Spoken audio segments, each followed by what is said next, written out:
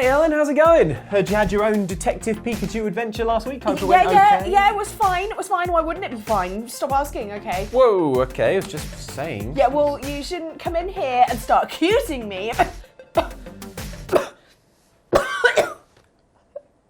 that fur? Oh God, Pikachu, I'm so sorry. Weird. Show of the weekend, show of the weekend, show of the weekend, show of the weekend, show of the weekend. Luke, I believe you have something exciting to share with us. I completed Sekiro Shadows Die Twice. Stop it. Stop it.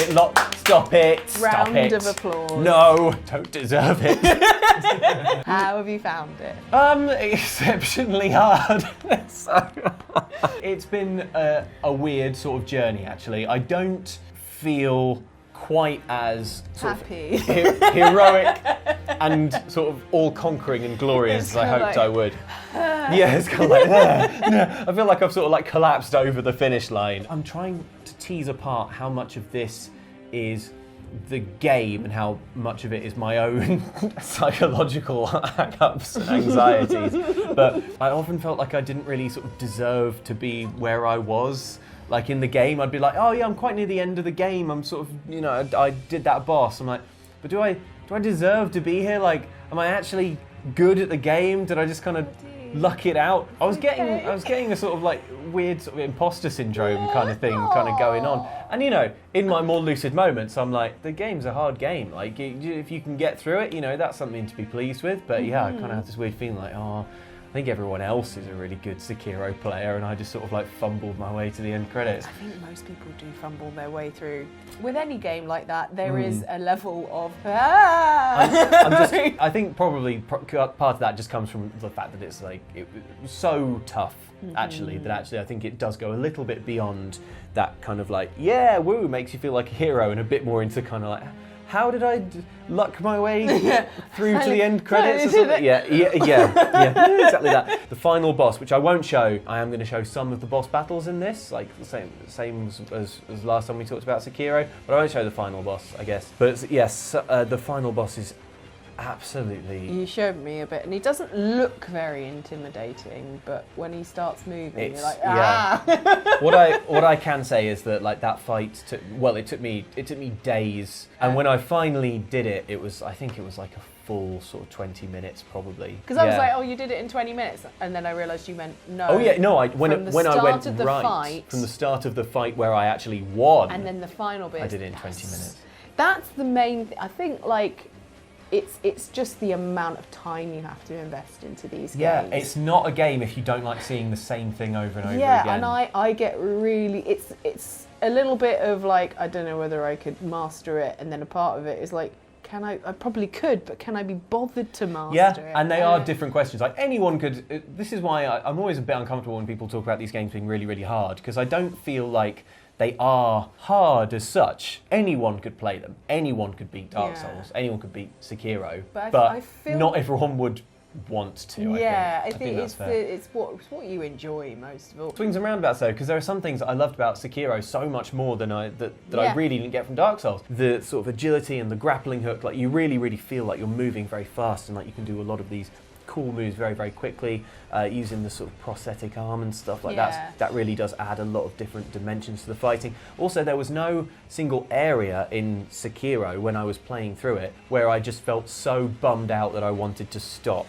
Whereas Dark Souls, some of it is so bleak and grim. Some of it's like strangely beautiful and all that. You know, if Mike was here, he'd be telling us how strangely beautiful it is, and he's absolutely right. He is right. But there are lots of bits in Dark Souls where it's like, "Welcome to the graveyard of undying death," and then you're like, "Oh, it's awfully dark and cold in the graveyard of undying death." Oh, skeletal ghouls, that's fun. Whereas Sekiro, even though there are sort of gloomy kind of like ghosty places, it never felt too oppressive. And actually there were some environments, I'm thinking particularly of the Senpu Temple region, which is just absolutely beautiful. It's got like these autumnal things, these beautiful vistas, it's incredible. Is that the one where there's a bridge and you fight a guy on a bridge? Yeah, that guy on the bridge, you can do a death blow and he'll just be fine.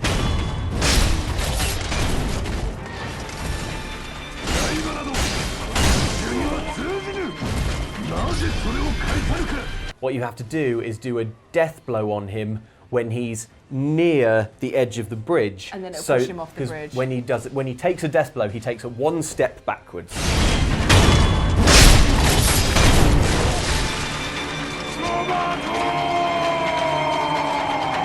And just engineering the fight so that I didn't figure that out by myself. I looked it up. Yeah. I can't.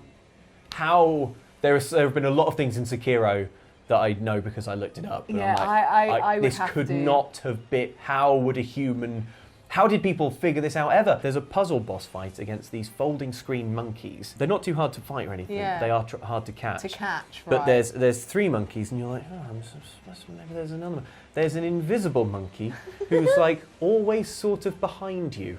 So you have to sort of turn around and swing your sword, and that gets the invisible monkey.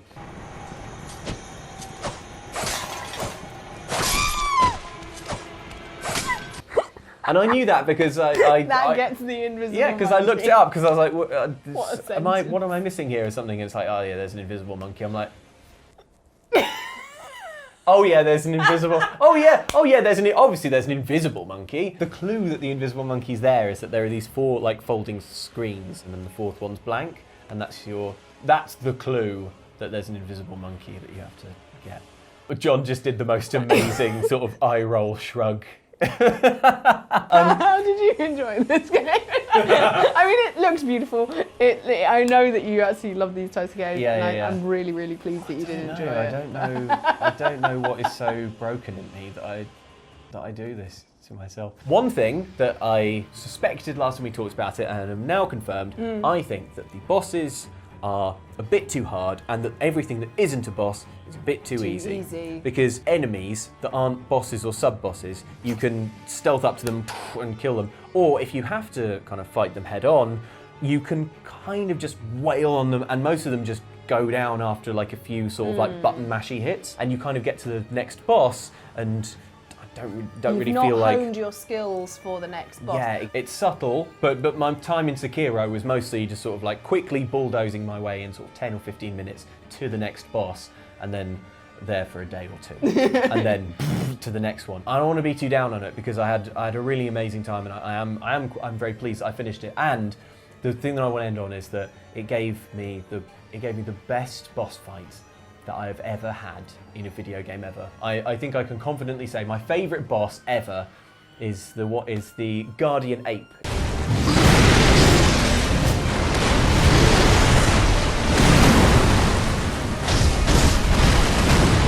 You showed me this, you're like, Ellen, let me show you my favourite boss ever. Yeah. And I was like, of course it's an ape. So, minor spoilers for the way this boss battle plays out. I don't know, if you're thinking of playing it and you'd rather be surprised by the boss fights, then maybe sort of skip a minute and a half ahead or something in this video. But the Guardian Ape, man, it's the best animation I've probably seen ever in a video game. The way this enormous, horrifying ape moves. It's just sort of it's so loose and gangly, but also so strong and so fast. You know I love apes. Yeah. You know I love their powerful forelimbs. You know I love them just something about apes I just find like absolutely captivating and frightening. The animation is unbelievable, and it's like it poops on you and it throws its poop at you. And if you get hit with the poop, it's just like your health bars off.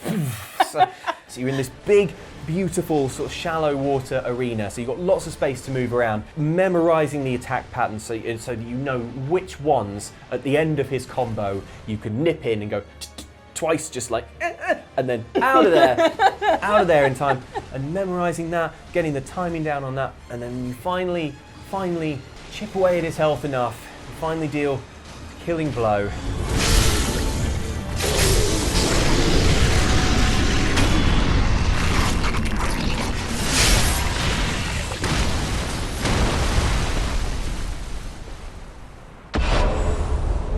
And you stand in front of the ape and it's like shinobi execution, and I was like, yeah, I did it, I got that ape. And then there was like a few seconds and nothing else seemed to be happening. And then it leaves it just long enough that you're like, did the game bug out or something? Yeah. And then the headless ape is just like... And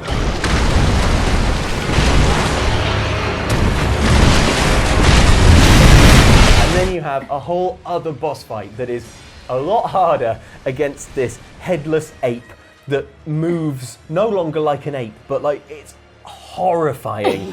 Holding its head, attacks this AoE cloud of like red stuff. Mist. And red mist. And if you're anywhere near it, you'll die. And the way that I beat this guy was there's one attack that it does that can be deflected. And if you deflect it, it does this other attack where it falls down from on top of you. And if you deflect that, then you get an opening to use your prosthetic spear and you can jam your spear in and pull out the haunted centipede or whatever that's in the stump of its neck. And it was just amazing. It was just, it was just the perfect boss fight. It was absolutely horrifying. It was beautiful. It was hard, but doable in a few hours. And man, that ape will stay with me for a very long time.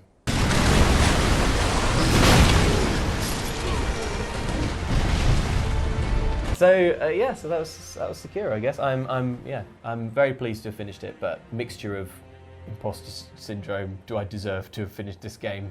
Am I actually good at it? I don't think so. I don't feel like I've mastered anything, which, you know, is like half a failing of my personality and half a failing of the game, I think, being like maybe just not. It's such a fine tuning of difficulty. Yeah. And I just think some of the dials are just maybe some too easy here, too hard there. But that's Sekiro. Yeah. And I'm glad that it's done, and I want to stop talking about it now. Okay. What do you want to talk about instead? Is it Pikachu, please? Listen up. We got ways to make you talk. Or mime. Yeah. So tell us what we want to know. Pipe. Yes. Okay. I can. Shoving. Pushing. My problem is that I push people away and then hate them for leaving.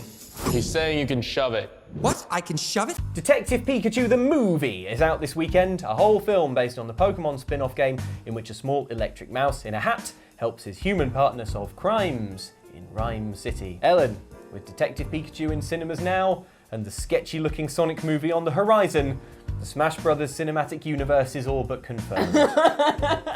Which Smash Brothers fighter would you like to see getting an origin movie next? Link. Zelda film.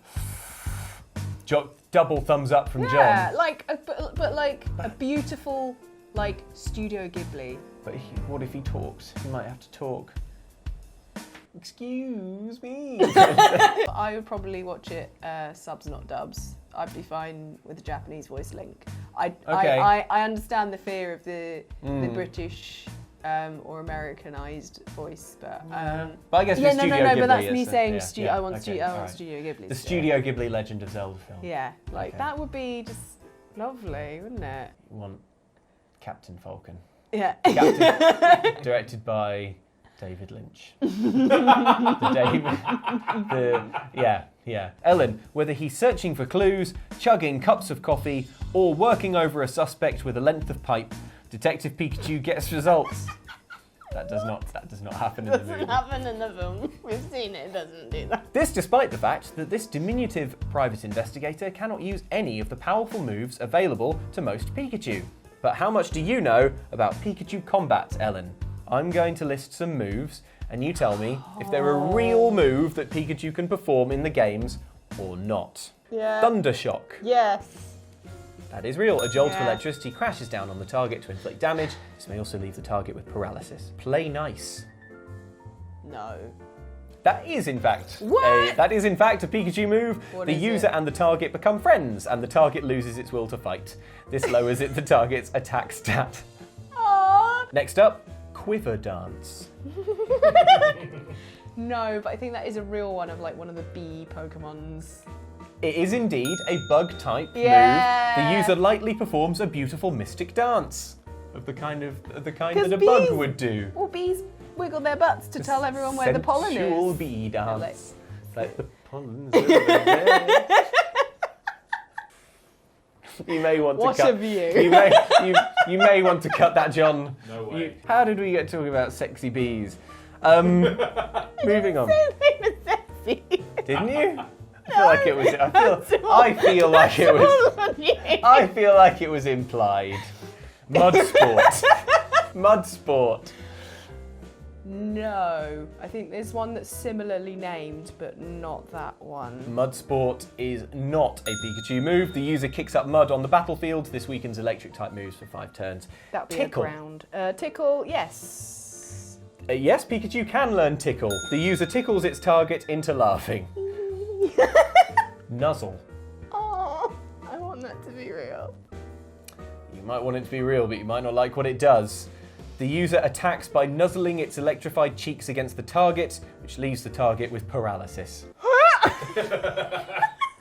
And finally, Ellen, discharge. Yes. Correct. Yes. Discharge is a Pikachu move. Yeah. The user strikes everything around it by letting loose a flare of electricity. This may also cause paralysis.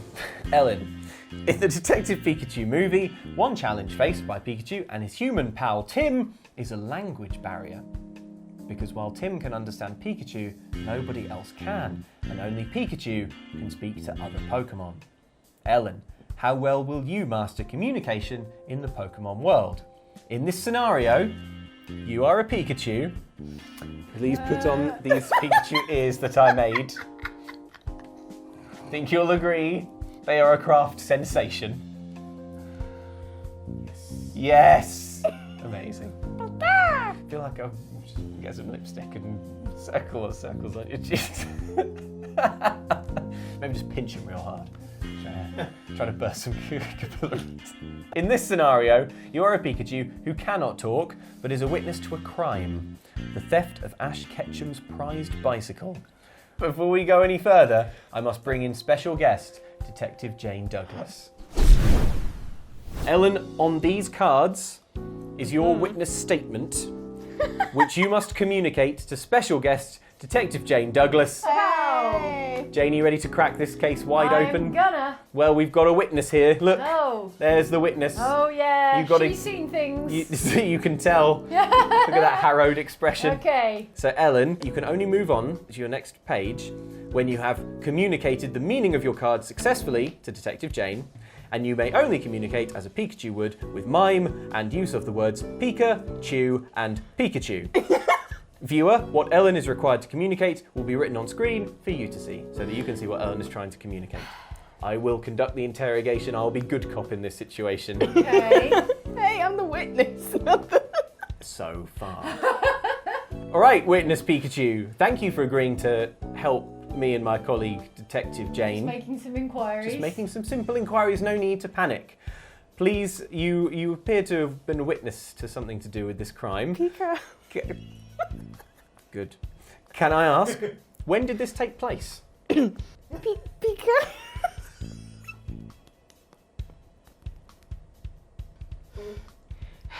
Frustration, rage. Pika. Seems guilty. Okay, time. Watch. Okay. It In the happened past. In the past. Well, we yeah, know that okay. A long time ago. Short time ago. A little time ago. Just Pika. a little while ago. Pika. Okay. Okay. A smaller time ago. You were sleeping. Bedtime. Bedtime. At night. At night. Okay. Last night. Okay. Last night. It happened last night. Pikachu, where were you at the time? Pika. Pikachu. Karaoke? Singing. Karaoke. Pika. All the hits. All the hits that contain the words Pikachu. What were you singing? What? Total Eclipse of the Heart. That's the correct mime for that song. Pika. Yeah. To verify your witness statement, how did that sound? Pika, Pika, Pikachu. Pika, Pika. Pika, Pika, Pikachu. Powerful stuff. Then what happened, witness? Pika. Yeah. Then Pikachu spied, noticed, saw a thing. Yeah. You saw something out of... A window. The karaoke window. Yeah, you noticed Pika. something suspicious. Pika! You saw something looked suspicious suspicious. out of the window. What did you see, Witness Pikachu? Do it, Pikachu. Pikachu. What?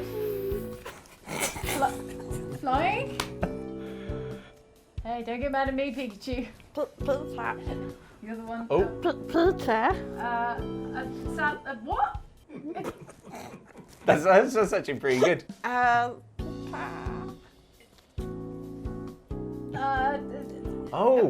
Is it like a Bulbasaur or something? Pika! It's a Bulbasaur. A everyone. Bulbasaur. Pika. On a bike. Pikachu. A Bulbasaur. A Bulbasaur. A Bulbasaur took the bike. On a bicycle. Well, thank you, Witness Pikachu. That is odd. What did you do next? What? Nothing. Oh! Pikachu wants a bribe. Immunity from prosecution. A present? Pika. Pika. Okay, Pikachu needs a gift. Pikachu needs a present, Jane. Okay, I don't have any. Do You- you have any? Well, I'm sure we can find something. Okay. All right, let's go have a look. In a way that in no way invalidates this witness statement. Right. How about Detective Jane? Maybe you should be the one to All right, hand Pikachu. over the goods. There you Yeah. go, Pikachu. Pikachu. All right, we'll get that Bulbasaur. We'll hang him for sure. Well, hanging by his own tendrils. Okay, Pikachu, you got what you wanted, but now tell us, what did you do next? Did you leave the bar? Pika. Pika. Left the bar on a bike. On what? Pikachu left on foot, following the bike as it escaped. Very fast on your feet. Pika. Yeah. How would you describe the way you followed it? Sneaky, stealthy, sneaky Stealthy, Pikachu. sneaky. Fast but stealthy. And where did this Light speed. Bulbasaur go? Well, to the club. Bulbasaur's in the club. Pikachu. Okay, with the bike. Pikachu. And then what happened? Pika. The Bulbasaur was jamming. Okay. Big box, Pikachu, little box. Pikachu. Big fish, little fish. Who was the Bulbasaur Dancing. dancing with? We don't know. Mysterious strangers. What? You, Pikachu, and the Bulbasaur. Total eclipse of the heart. That's now the mime for Total Eclipse of the Heart. How does Ryan-Reynolds do it? Well, he speaks in English. He says the words. That's why they pay him the big bucks. Pika. Pika. You're a Pokémon. Pokemon. Okay. An unknown Pokemon. A Pokemon you do not know. You could draw a picture. We can get a photo fit of this creature. Oh, don't we know all the Pokemon, Luke? No, Pikachu doesn't. We do. We're clever humans. Yeah. Not like some dumb Pikachu. How many now? How many Pokemons? I think it's 7. Okay. It's got to be one of those. Who's that Pikachu. Pokemon? Stirred. Pikachu will draw. No thumbs. Oh, Pikachu can't draw because Pikachu has no thumbs. Well, Pikachu's going to give it the old college try by the looks of things. All right, I'm seeing an oval, possibly a potato. Is it a Snorlax? Yeah! There it is. I bet Be more a Snorlax. I bet the Pokemon designers feel pretty stupid now for drawing ears and arms You could have and stopped legs. at this They point could have stopped here and taken a break and gone home to your family. saved yourself some money. That's a Snorlax, all right. That's a Snorlax, all right. Thank you so much, Witness Pikachu. You've been instrumental in helping us to crack this case. Yeah, we'll pin them to the wall. We'll pin them to the wall, we'll hang them high, and it's all thanks to you. Yeah. And we'll make sure the other Snitching on Pokemon your other know Pokemon. that you are. Snitches.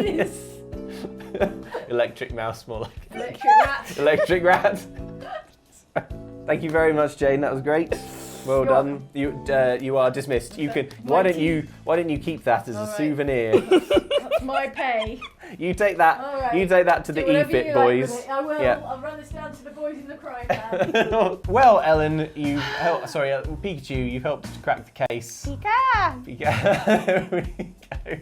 But why don't we find out what mysteries you guys have been uncovering in the Pikachu! comments. Last week we looked at some of the bosses in games you could only run from, but there was one boss that neither Luke or I could pun from. I'll tell you what, in this kitchen they must keep all the cuts of beef on the top shelf because, you know, the stakes are high. Luke, I'm going to need you to clear your desk. Your leaving drinks are at 4. Aww. Fortunately though, it seems that the Cyclops' feet aren't as steady as they could be, and he falls down just as you reach the end of the pit, allowing you to make your escape. Hey Cyclops, hope you enjoyed your trip. Guess you could say we gave you the slip. Did you pop your Cyclogs? Yeah, Ellen, you're out of here as well. Just pop all your belongings in there. We're going to roll your leaving drinks into Luke's. That way we only have to buy 1 cake. Commenter Soge King had some kind words for us.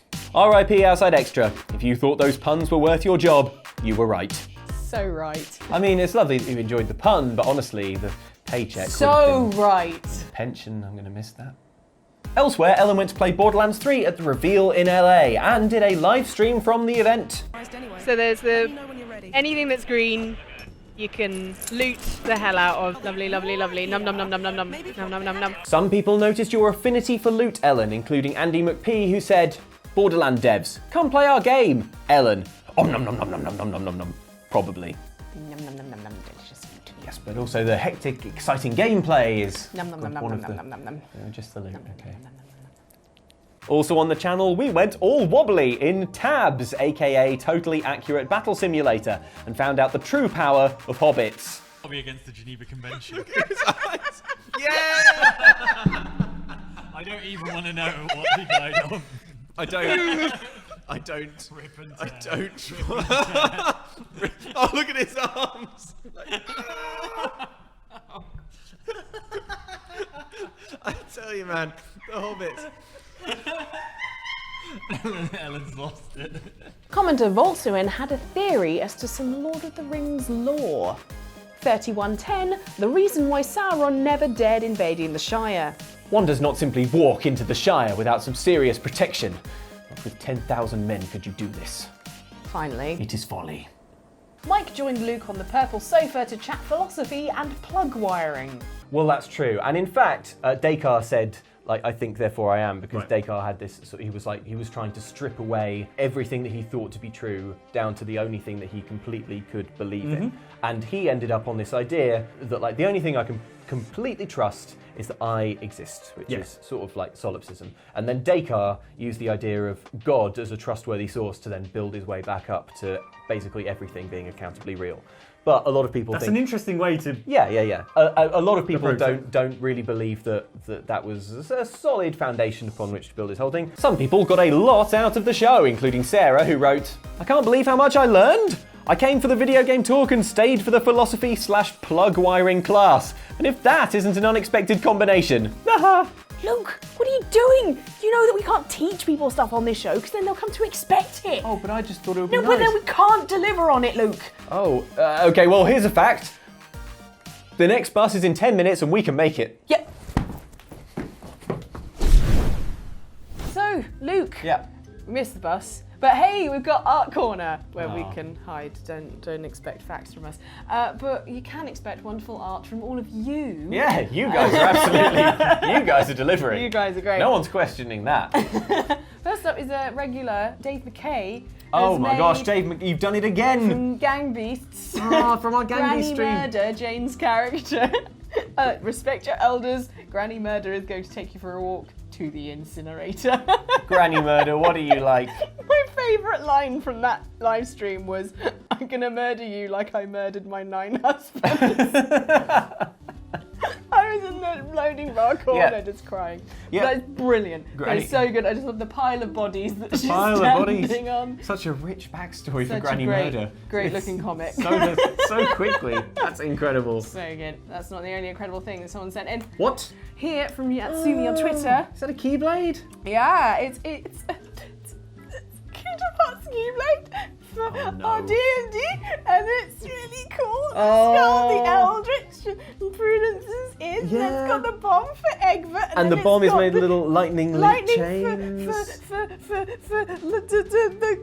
Dob's lightning attacks, and then Marowyn's all like thinking, like finds it down the thing, and then Corazon's hat. I mean, I think we can all agree the main feature is these cool machine heads on the side, because it's all designed like a loot. It would be playable if not for these enormous vines, finger-shredding thorns on the actual blade. Oh, that's so cool though. It's very inventive. So good. Another D&D piece of art as well. Finally. Yeah. Oh no. OAC on Twitter has done Skellington Do Good. Oh, okay. On the one hand, I mean, that skeleton is adorable, and I love that it evokes Johnny's voices for the skeleton, which is, for the record, my favourite voice he's done in D&D so far. Yeah. Skellington Do Good.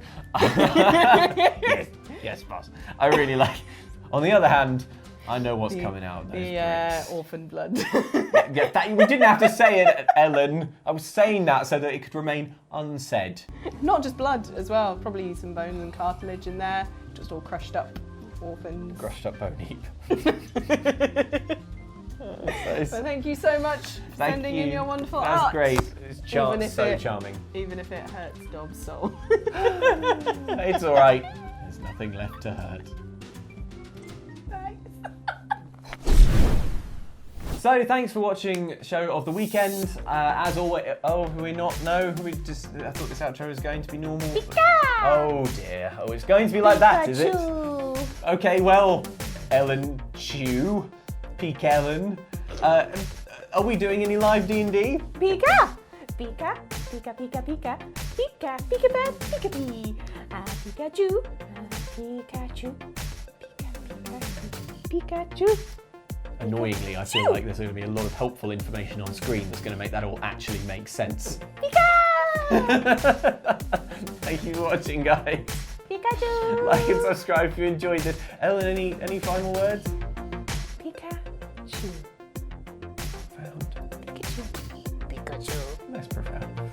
Pikachu.